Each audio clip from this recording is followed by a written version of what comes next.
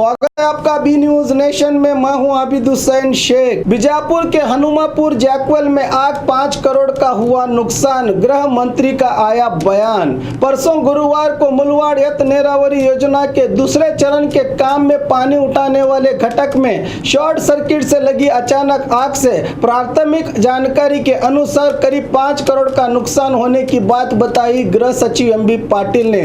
इसकी अधिक जानकारी देते हुए कहा कि मैंने संबंधित अधिकारियों से बात की है। एल&टी कंपनी के अधिकारी हनुमापुर पहुंचे हैं। 9 motor feeders, LTHP power cable, control और इंस्ट्रूमेंट केबल जलकर तबाह हुए हैं। इसकी दुरुस्ती के लिए अधिकारियों ने 2 महीने का समय मांगा है। किसानों से कहा कि उन्हें आतंकित होने की जरूरत नहीं है।